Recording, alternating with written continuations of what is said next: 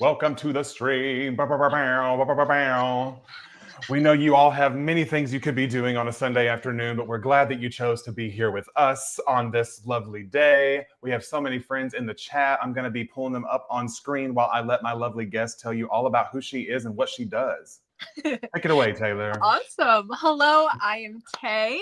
I make videos here on AuthorTube, BookTube, and me and Cody go live every Sunday. It's a great time. And I'm also an indie author. These are my children. Venture Below is book 1 in the Venture series. Venture Beyond is book 2. This just came out in January. And I finished the first draft of the 3rd book, Venture Alone, back like mid-February, and I'm currently just starting draft 2 officially. I'm starting draft 2. I finished my read through. I have a lot of notes for myself, but we're here now, and I'm going to begin draft 2 during this stream, so it's going to be great. I'm so excited, but I'm also not. Yeah, so excited. Listen, revision is, in my opinion, the hardest part of writing. Like, I can draft, I can brainstorm, I can outline all day long. Mm-hmm. Revision takes me out. A different muscle, a different part of your brain. It's a totally different muscle, for sure. Oh, where's Honey? I don't even see her. Is she in here? Oh, she's laying down right there behind me. She's precious. Yeah, she likes to hang out in here when I'm in here. But hello, everyone. You know me. I'm Cody. This is my channel. Welcome. I am, this is my baby, the Ghostwriters Club. This is my debut mystery thriller novel, set to be released very soon. And there will be a pre-order announcement coming to you within the next couple of weeks. So yeah, get hyped, get excited. Woo! The Ghostwriters Club will be all of yours very soon. And yeah, very excited about that. Today, I am working on fantasy stuff. I'm working on my Project Purple stuff. So I'm going to be doing a little bit of world building outline. And specifically, I really want to dive into who my characters are. And that is why the theme of today's stream is all about characters. So if you have any questions at all, feel free to drop them below. Let us know what you're working on. And I'm going to get us started with the one question that I actually prepared before stream. Who is he? He's a planner. He's a streamer. And my first question for all of us is, can you think of a piece of work, and it can be in any medium, where you feel that character was done really well? And I can start because I actually have one just right off the top of my head. Currently right now, so I don't know if any of you have ever played this. It's a video game called It Takes Two, where it is a 2-player game and you play as like 2 parents who are, on the brink of divorce, and their daughter wishes that their parents could learn to love each other again. Mm-hmm. And so they get turned into 2 little toys, and they have to figure out how to like work together to, turn themselves back into their human form. And it is it's just such a beautiful story, but also the gameplay is so fun because every level involves some level of teamwork with you and whoever your person is sitting next to you. But with that, there has been a new game come out made by the same developers called Split Fiction. And it's so fun because it's actually a story based around writers that are trying to get published. So it's really cool. And there's basically this like machine, like this futuristic machine that basically the writer submits their story and they get placed in this like bubble thing. And while they're placed in the bubble, they are literally living a simulation of that story. And they're only supposed to be 1 person per pod. Well, of course, 2 people end up in 1 pod. And one of them is a sci-fi writer and the other one is a fantasy writer. And so because they're in the same pod, their worlds kind of start glitching over the top of each other. And you kind of get to play inside of both of their stories. And there's a little plot twist that I'm not going to spoil because we don't want to spoil the plot. But you find out some information that gives you more motivation to get out of the simulation. And I just think that characters done really well because you have 2 main characters. You have your sci-fi writer character. She is very unemotional. She's not vulnerable at all. She doesn't open up about anything. And then you have the fantasy writer who's like, oh, this tree and this story inspired this afternoon with my sister. This, like, she's very open and like about her experiences and what inspirations are in her story. And it's almost like a grumpy sunshine. Mm. And it is so fun. And it's so just, I love their storytelling that these developers, they're going to win Game of the Year. They won Game of the Year with It Takes Two, and I think they're doing it again. But highly recommend. That is my piece of medium where I think character is done really well. Wow. I love that. Adding those to my to be played video games. I mean, I don't know why, but like the first character that comes to my mind is Anakin Skywalker. And also I love that comment. I know. I thought I was your baby. You are my baby. Oh, Clark. But yeah, my first thought is Anakin Skywalker and his development going from, you know what I'm saying? Like, it's so good. Like being the chosen one and how that gets manipulated by the dark side and how he becomes Darth Vader. Like that whole span of his character development, it makes you understand Darth Vader even as a villain, and it makes him, you know, like you want him to lose, but a part of you wants him to win at the same time, or like not win in his sense, but like you want him to come back. And like, I don't know. That was the first thought I had was, yeah. He has a really good character arc. Like he goes from like good guy to the worst villain of the story. But then like, it's always, and then right at the very end, he has that redeeming moment where he, you know, because he's always in there. He's always in there. He was always in there. And I love that. Annie. But to answer your question, Dami, it is 2-player, but if you don't have like a second person, there is like an online option that matches you up with someone who's like at the same part of the game as you. So you can like continue the story like on your own. And yeah, but it is a 2-player game because that's just like the mechanic of the game. That's like the whole like shtick of it, is that you have to work together and you have to communicate with each other to break down those barriers that these characters have. Like the first one was like a married couple. The second one is these two strangers that write totally different things. It's just so cool of like breaking down barriers and trusting people that you can be vulnerable with. It's just, it's a great narrative. Love it. Wow. And right now it's my Roman Empire. That's all I'm going to talk about. I love that. It's a fantastic game. Just popped in. Are we talking about my Pookie Anakin? Yes, we were. Oh. Hello, welcome. Oh, perfect. Dami's gonna zip tie her husband to the couch. For It Takes Two, perfect. Yes, dude, It Takes Two is such a good game. Highly recommend. But if you guys have any questions that you would like to ask me and Taylor surrounding characters, we have about like 12 minutes to just sit and yap about character stuff. So let us know. And then Taylor, if you have anything that you want to throw out there, totally feel free. Hi, CK. Oh, Kitty is in the lap, so you are sat, period. I love that. Because once the kitty sits, you have no choice but to just stay there until they're ready to be done with you. You know? That's just how cats work. Ooh, fave characters from our stories. Oh, that's tough. Which story though? Which one should I do? For GWC? Should I Project Purple? I think the Dust Trials is what you should talk about. I love them all for so many different reasons though. Oh my gosh. I mean, obviously I love Luca. He's the main character. Like he's my boy. He's the one that's gonna like do the thing, go on this adventure.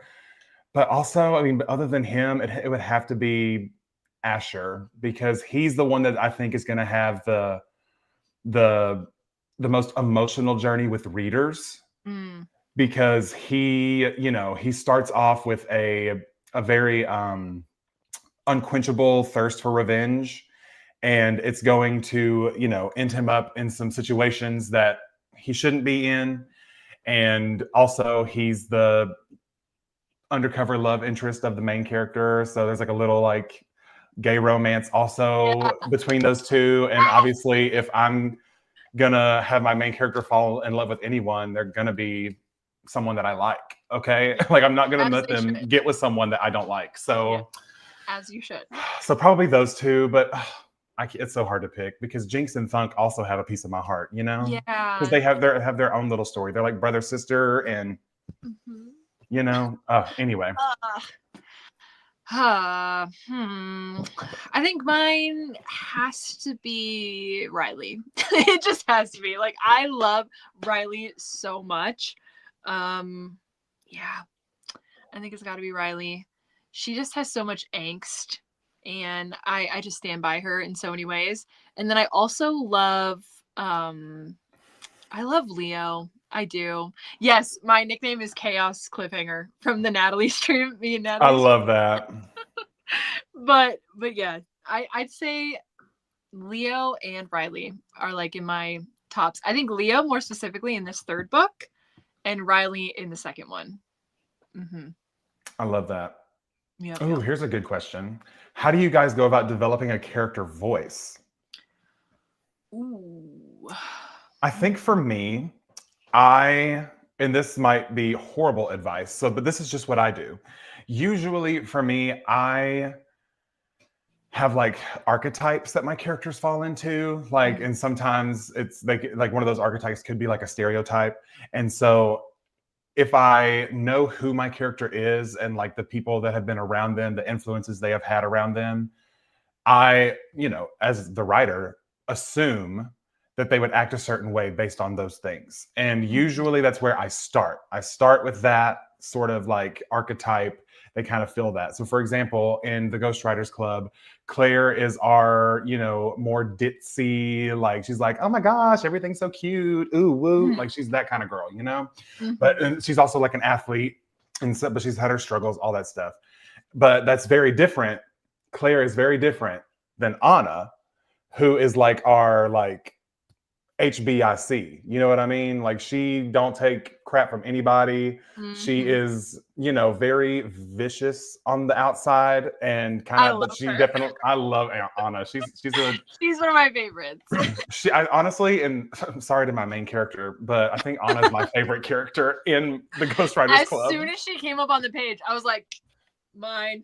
Yeah. Claim. She is a queen and I love her. But I think that would be the best way to sort of guide. You don't have to obviously pick a stereotype and stick solely with that. Because obviously, as you write their voice and you write about the things that have happened to them, that'll kind of start to integrate itself into the stereotype that you started with. So in doing that, it almost just evolves into that character's voice, What about you, Taylor? There was a lot of good kind of tips and stuff that Brandon Sanderson had given in his like online course. And one of them that really stuck out to me was like what your character has gone through in their life and even what their hobbies are or like what they like is going to dictate how they see the world. So like, for example, my character Riley, she is like athletic. She knows how to use weapons. So a lot of her metaphors are probably going to be based around like weaponry or like, like that type of thing. So even like down to the metaphors and like how they think in their head, like, oh, it snapped like a bowstring. Like my character who is experiencing that, like, and knows that feeling is going to have a metaphor like that, where like Adelaide, who is a princess, will be like, oh, this silk or like this sky was soft like silk or something. You know what I'm saying? Yeah. Based on like because I mean, really, you can learn a lot about a person by what they compare other things to, because we as humans compare everything based on our past experiences. Like every single thing. Like if there's something you've never seen before, but it looks like something that you have seen before, you just assume that it's just a branch of that thing. So when you hear like Adelaide talking about the sky as silk and the sun shined like gold and these very rich things, then that's like, oh, this is an Adelaide interiority moment. But and Riley, then, like, another thing that he had said to like try out is in like conversations is to not use dialogue tags as like a like writing prompt or like a warm up for yourself. Is like put some characters in a room, don't use dialogue tags, and see if you can like differentiate between who's talking. So it's like if this character like Riley is from I almost spoiled Riley. Well, Riley's younger. We'll say that Riley's younger, so she uses different slang, like different words and like that type of stuff. And like Adelaide has a more regal tone and like uses bigger words or like a long way to say one thing, So those type of things can really help clarify like a character's voice, I think. Period. And also, I think I've told Taylor kind of how Thunk got his nickname. So Thunk is a character that he's going to be kind of like our, he's obviously a large man and he's very protective, and his whole life he's always been quiet, and people assume that because he is quiet, he doesn't have anything to say. And so because of that, whenever people talk about him, they're like, oh yeah, that boy has one thought a day, like he's only capable of like one thought a day. So he doesn't speak to anybody. So Thunk is kind of like, he has one thunk a day. That's kind of how I got there. And his story. Yeah, he's going to be one of those that we're going to have to peel away some layers before we really get to see him have some vulnerability. Exactly. But that's where the nickname of his came from. And then Jinx, her nickname, similar vein, she's clumsy, feels like she can't do anything right. People called her Jinx growing up, and she just like kept it because she was like, you know what, if I can't change it, might as well own it, and both of them kind of have that. They see that there is no use in fighting what other people think of you, which is almost kind of like their story is, and a theme that we'll be weaving out is that all the characters, every person is capable of more than what others say about them. Yeah. And these characters are not what other people say about them.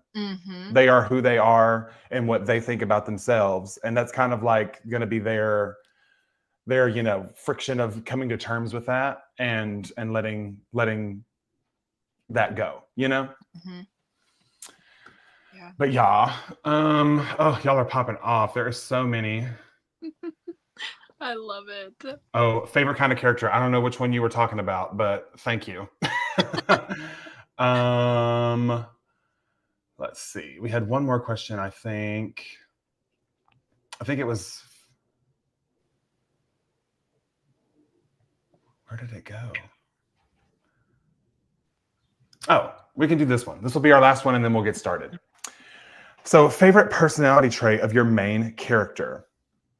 My favorite is that he cares for others, but that is also, to a fault, to where he puts others before himself and doesn't really take the time to take care of himself, which is going to come to a head for him. That's like his kind of journey. But I just love how caring he is and how he wants to help so bad, but he just doesn't know how. And so, yeah, that's probably because they all have characters that are traits that I like, but my MC, that's his one that I like. Yeah. That's a great question. I'm like thinking about all of their personalities. I'm like, I just love Riley. I know it's like she also has a lot of like comedic relief in some of what she says. Like she's very snarky. So like she's not afraid to like snap back at people and like put them in their place and like be a little dramatic. And I don't know, that's one aspect of her personality I really like, especially in the context of like all of the trauma that's going on in my series. Oh it's my really God. nice to have a character be like, oh wow, like like saying something like stupid. Like I don't know. So much trauma. I appreciate that from her. Your poor characters, man. Yeah. They're really going through it. They are really going through it. And it's all really your fault. Maybe that's why I'm so depressed right now. I'm like, oh my God. I mean, yeah, but I mean, I don't know how the book ends, but something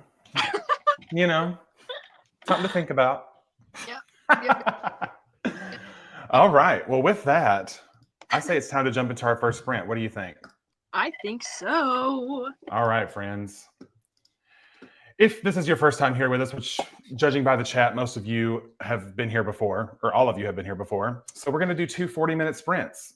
And during those sprints, feel free to work on anything and everything. You can read, you can do the dishes, you can write, you can whatever you want. Honestly, we're just happy you're here. So 40 minutes are on the clock. Best of luck, and we'll see you in 40. Good luck.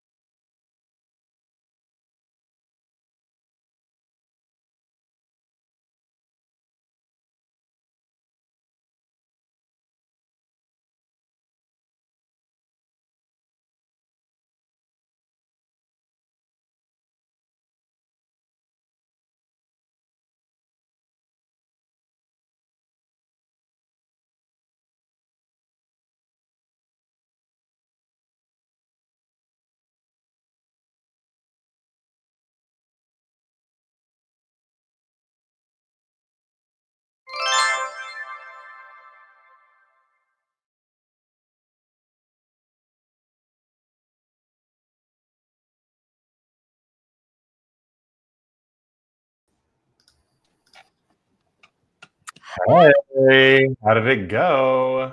Good. It went great. It went great. It's fun. Love that. Samesies.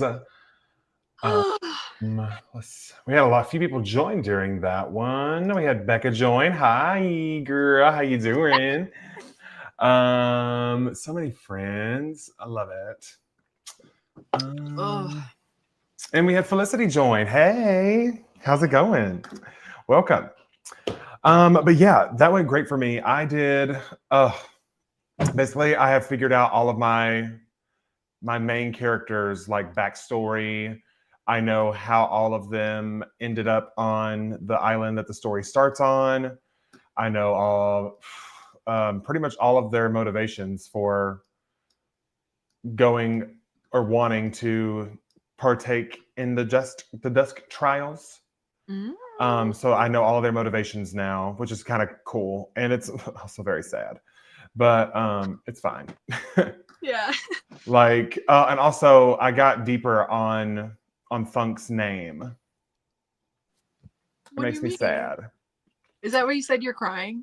Yes, I did tear up writing Funk and Jinx's little backstory. Do you want me to? Can I just say it to the Yeah. people on the internet? Heck I'll try yeah. to do it as spoiler free as possible. But basically, I wrote Jinx and Funk's family lived on one of the southernmost islands of Fracture. When Jinx was first born, there was a raid on their village, and neither of them remembers much of it because Funk was only 2 years old at the time. He just remembers waking up one day and his mother was missing. He and his sister were taken in the night by their father to steal a boat and flee to another island. And in parentheses, it's Luca and Asher's island. So they're all on the same island. Once they were safe on shore, the dad was greeted by a specific character who gave them a safe place to stay. During their first days, one of the king's guards leaves a letter at his door, letting him know that he knows exactly where he is, and by order of the king, he is to remain quiet about the events that happened on their home island, and if not, he will come for both of his children. After that day, their father never spoke another word, and their father couldn't handle the loss of his love and felt powerless to speak out, and it broke him. The town began to paint a picture of what their family was like. Just before he died, the father's last words to Thunk were, "Keep her safe." Stop. Oh my God. Yeah. And finding that out also plays a lot into why Funk doesn't talk, because that's kind of how he was raised, by a father who never spoke. And just kind of getting to play in on that. And so, yeah. But this is all stuff that like doesn't even happen in the story. This is all just stuff that has happened before we even start page 1. And I'm like, oh man.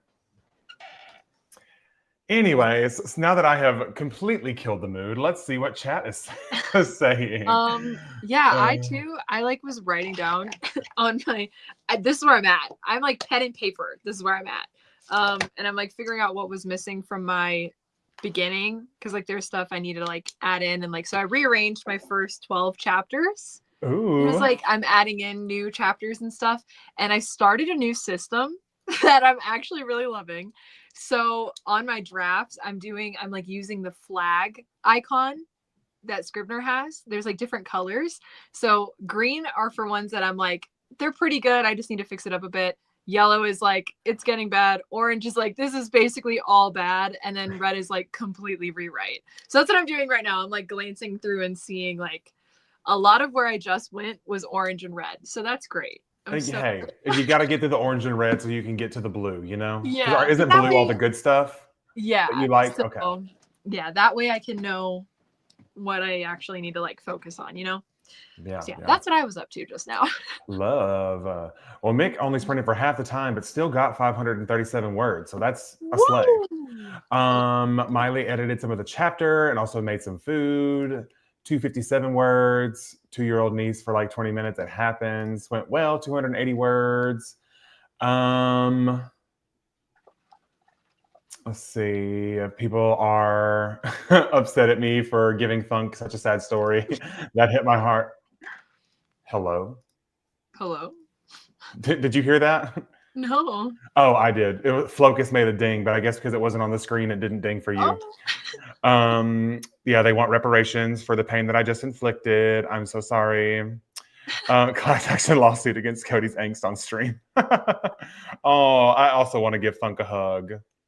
Yeah. Oh no, not the Hodor trauma. Oh. That's one of the best reveals that I have ever. Blew my mind. I was jaw on the floor when I Literally. discovered Hodor's whole thing. Oh my goodness. Rebecca got 772 words. Love that. Played with the dog and got 373. Ooh, do you want to share a line? Because I actually do have a line that I want to share that was part of one of my part of Asher's backstory. I'd like to ask, actually, did you get the name of the victim? Theodore asked. Love it. 454 words in my second chance romance, currently on chapter 4. Oh, love that. Love to see it. Thank you, Ian. Thank you.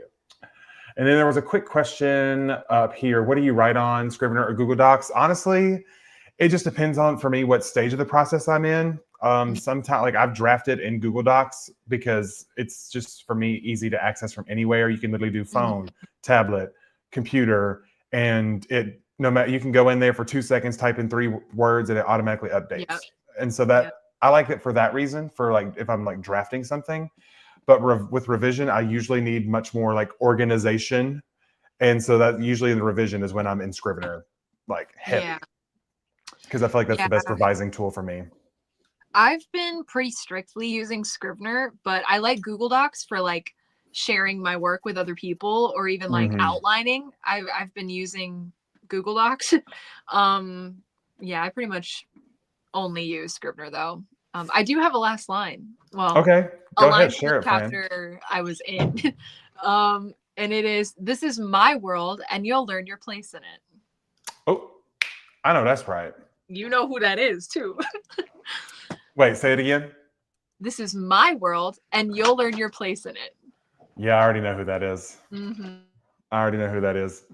Yeah, so my last line that I wrote was actually part of Asher's backstory. And all I'm going to tell you is that he holds on to a letter for a reason. And the last line of the letter is going to be something along the lines of this. Always remember, my sweet Asher, that reality and truth are very different. Reality tells us what is possible, while truth is a weapon that can shatter the impossible. Lead with truth and you will win every time.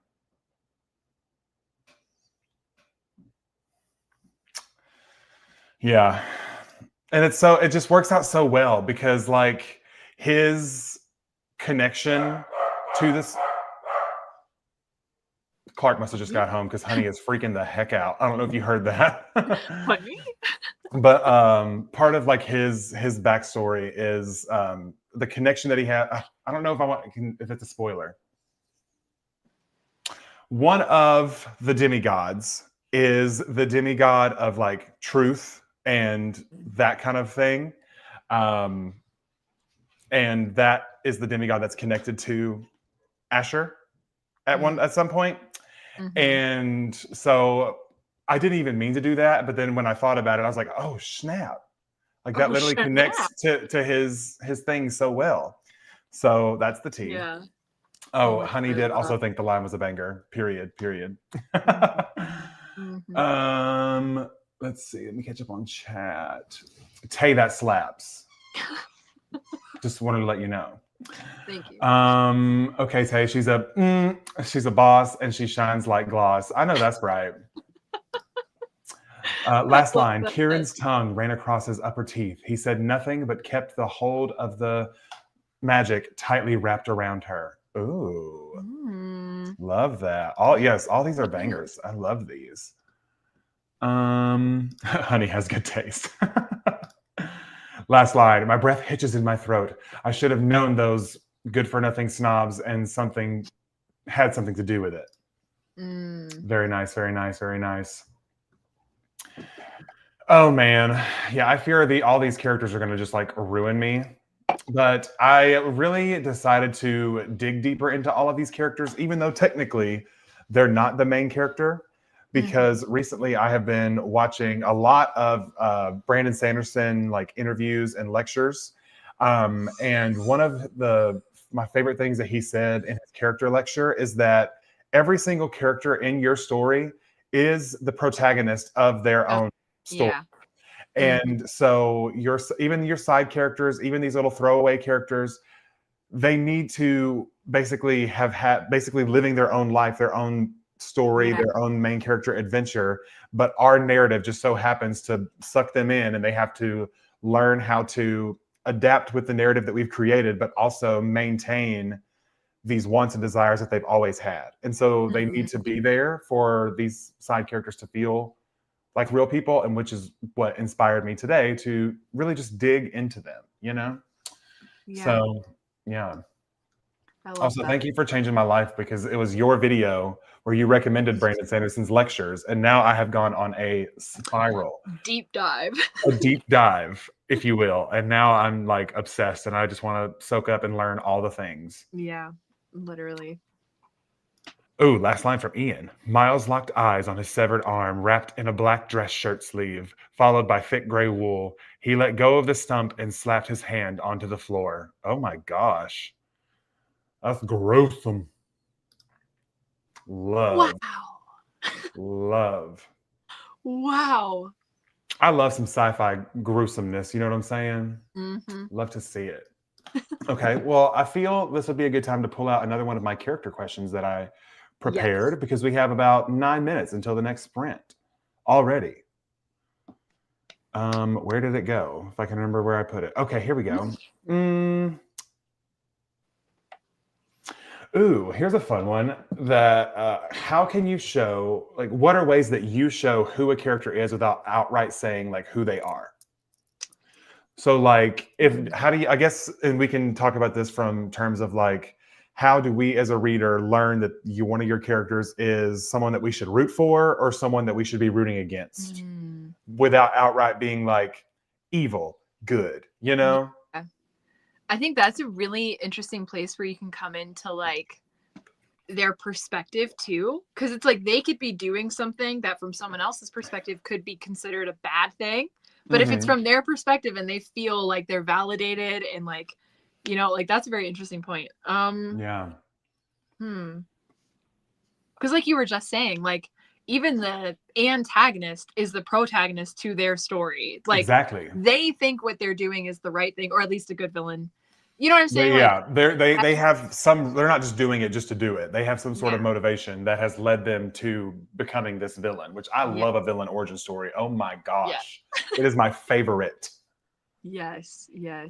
I like what the chat is saying, like body language, actions, and how others respond to them. Like that's a good one. That's a great example, actually. It's like, do people respect them? Like you can show that in a conversation or as they enter the room, you know? What people say about a certain character will persuade and make the reader decide if they want to root for them or not. Like if everyone talks about someone like they're horrible, obviously a reader's not going to root for it. But one thing that back to Brandon Sanderson that he mentioned is like literally the whole idea of Save the Cat, like where it got its name is because you can typically show a character is good by having them save a cat early on, and then you can usually show if a character is evil if they kick a dog. Like, because those are two almost like universal experiences, like and they're universally, unless you're, you know, I guess maybe Alyssa, who doesn't like animals, but universally we think cats and dogs are cute. And so if we see someone saving a cat, we're like, oh, we like them. But if we see someone kick a dog, if I see someone kick a dog, I'm immediately it's on site. Raged. It's on site. Like if I watch a movie and there's an animal in it, the first thing I say is, if this animal doesn't survive this movie, I'm gonna rage quit. Yeah. Like that's, you know, literally.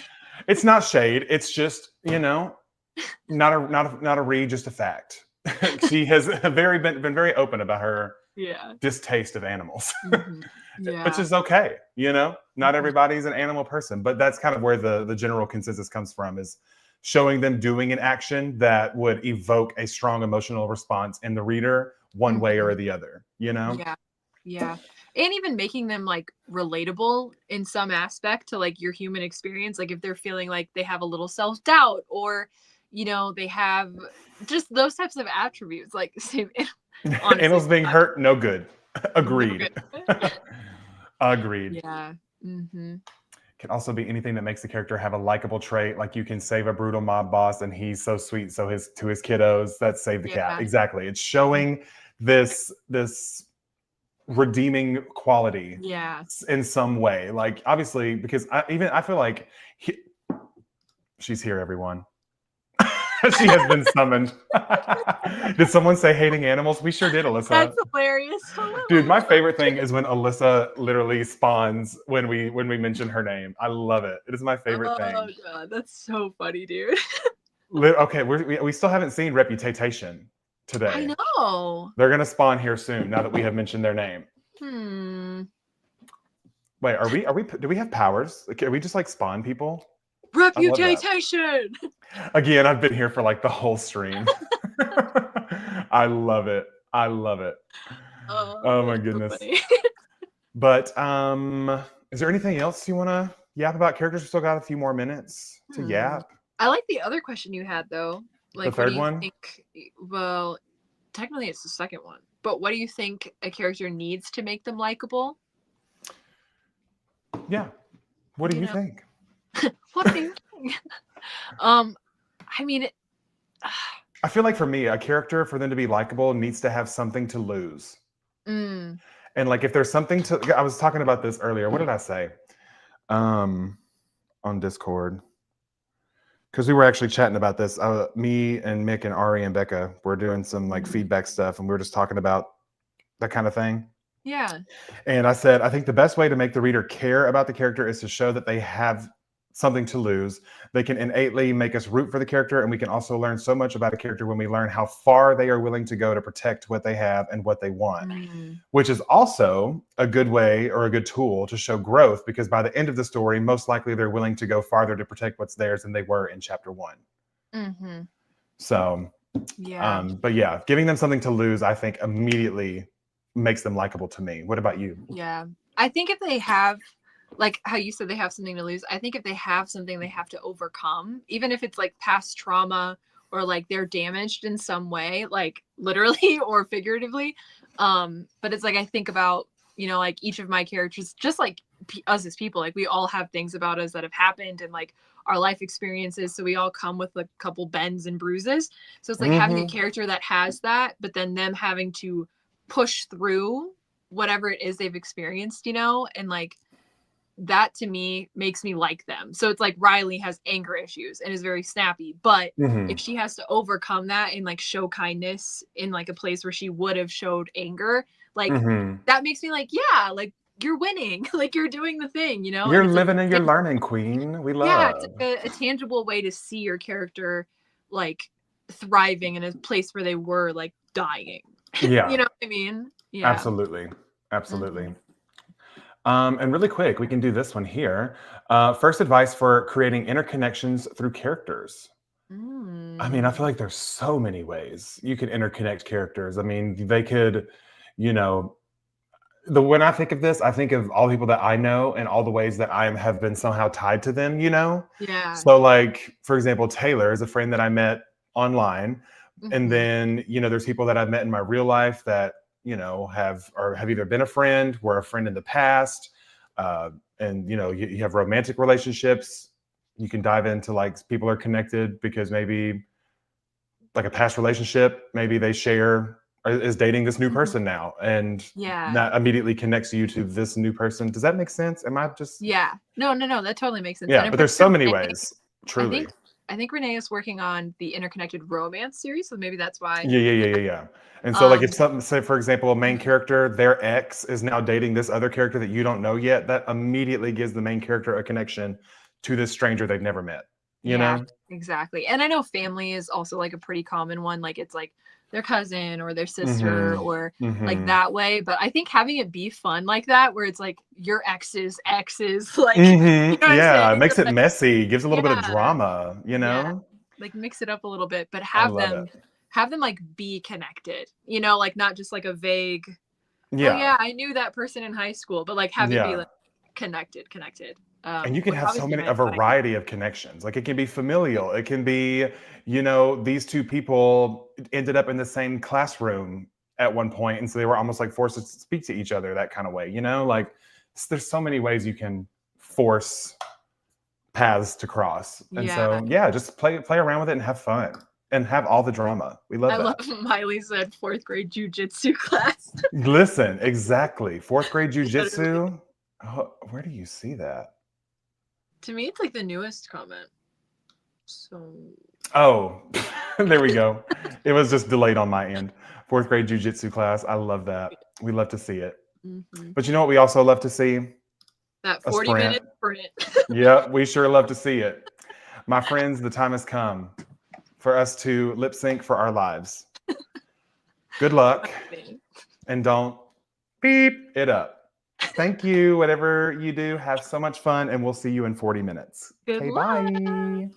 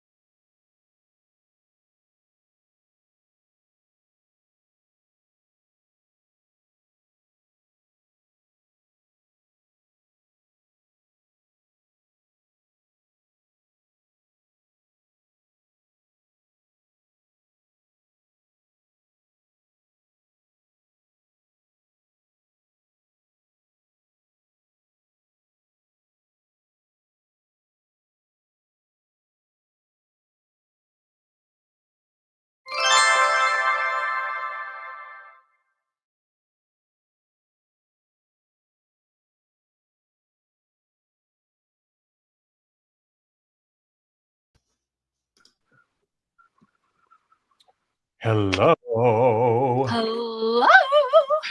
How did that go for you? It went good. I finished like marking my little chapters with the flags that I needed, and then I officially started like inserting new chapters into like a new Scrivener thing, and I figured out the chapters I need to rewrite, and then I was like, I'm done. I was like, I'm done. I'm tapped out. So I was just editing a video that's going to go live Wednesday. So that's what I was doing. Love that. I finished up some pretty much all of my characters' backstories. All of my main characters now have a backstory, a motivation, a want, a need, and a skill that is going to come into play during one of the trials within the story. And I've actually figured out what all of those trials are and how each of our characters will be. It's like, it's so cool, like discovering how each of these trials will uncover something about each of the characters while also like diving into a little bit more lore about the world and the gods and all of this stuff. So it's like a fun way to basically give all of this world building to the reader slowly without it being like info dumpy, because it's information that they need, that the characters need to know about to survive these trials and to get through the trials. So yeah, I'm really thrilled with how it's all coming together, and I will be telling you about them when we get off stream really quick, just to see what you think about all of the trials. So yeah, I love that. but let's see how everyone else did. I saw that E. Taylor hit 80K on their draft. Only 2 chapters left. That's so exciting. That's so exciting. Oh my god. You're probably gonna finish that So like today. Yeah, so close to the ending. But also, if you don't finish it today, it's not a problem. Like, but Yeah. you're so close. If it were me, I would be like that meme of the cat, just banging on the keyboard. Yes. For sure. Oh. That did go by really quickly. Like I was locked in. I was locked in for sure. 537 words, flowing so well. 430 words, very nice. In the height of the chapter that I'm editing now, hoping to wrap it up today. Love. Wow. 337 words. Ooh, I'm adding some to the scene, so I actually have a new line. Love that. Okay, we'll get into some last lines. Have to hop off now, but I love you guys. My last line was, she might have been set free, but he'd make sure anywhere she went would become a prison. Ooh, I love that. That is tea. Thank you for sharing. Miley's last line, she could slice his fish lips from his face with the butter knife without getting a spot of blood on any of their precious luxury clothing. Okay. Not the butter knife. Oh.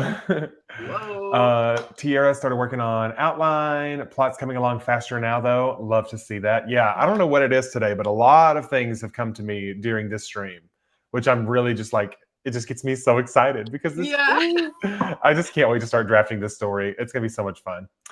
I wrote really long chapters, so probably not today, but thanks for the encouragement. That's totally fine. You're still going to kill it. Maybe you'll do it this week then. But again, you do you. 706 words, 383. Don't get your panties in a twist, Caspian. I'm letting you know right now, I'm not playing around. I'm not doing anything, so I advise you to stand back, he sneers. Ooh. I know that's right. She slaps the person and gets another idea and knows that there is no one was going to stop her from reaching her goal. T. She walked up on stage to the stick, cleared her throat, and gained the attention of everyone in the room. I love. Y'all are writing some killer lines. I'm trying to see if there's anything that I want to share from this little like trial document that I kind of came up with. Also, I did change something about the little thing I was telling you beforehand. The yeah. The this. Yeah. I changed something with that. Okay. I'll tell you about that afterwards. I have nothing to share. I closed my document. That's where I'm at. You listen, I feel that. Done. I'm done. Okay, so this is all I'm going to say. I'm not going to tell you who, I'm not going to say any character names, or I'm not going to tell you who this is, but blank recognizes this symbol and knows that keeping this child safe is her top priority. That's all I'm going to say about that. Okay. Oh Okay.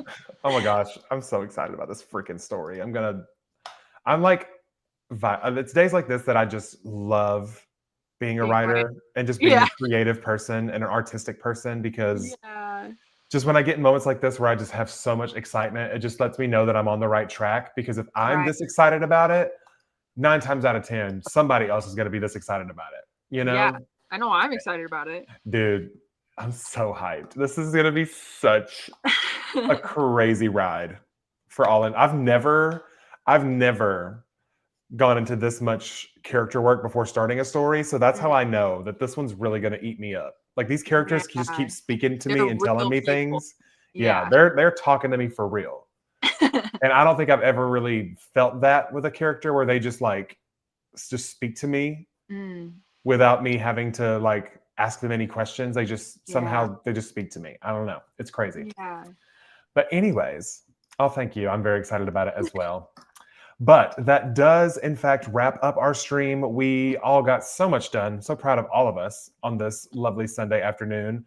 Again, you have so many options of how you can spend your time, but we're really glad you spent it with us. Taylor, do you want to give any final closing thoughts before we wrap up? Oh my gosh. Yes. You can find me on Taylor and Write. I'm going to be posting a reading vlog on Wednesday and a little free library vlog on Saturday. We are so back. And yeah, some more reading and like book content is coming out while I'm revising, because revising is going to be a hair pulling out of my head experience. So a revising vlog is coming, but I want to get some revising done before, like off camera. Yeah. I want to get into the flow, and then I'll start revising and like vlogging that experience. So that'll probably be like later on in the month. But yeah, so that's some content coming from me. And then you can always check out Venture Below or Venture Beyond on Amazon or Kindle Unlimited. That would support me, and I would love that so much. And that's about it. Yeah, and as far as I go, if you're not already subscribed to my channel, make sure you go ahead and subscribe and turn on notifications, because I do have a very important pre-order giveaway announcement happening at some point this month surrounding the release of my debut novel, The Ghostwriters Club. So if you want the chance to win some free stuff, make sure you're subscribed so that you can be one of the first people to know all the details about that. It's going to be very exciting, very fun. And yeah, right now I'm really just posting like recap content. I'm not really doing any deep dive vlogging right now, just because preoccupied with wedding things. But I've already got pretty much Q2 of this year planned out, and all the things that I'm like raring to get into. Some revising of Project Terms and Conditions, which is the story that I wrote last year. And then obviously Project Purple is heavy on my mind. So lots of fun projects coming up for the rest of the year that I will get to share through vlogs and all that fun stuff. But that will all start back in April. Until then, you can catch me here every Sunday with Taylor in March. And yeah, 3 p.m. Central Time. Come hang out with us next week. We'll be here, and we hope to see you all there. Otherwise, have a great rest of your day, and we'll see you later. Bye.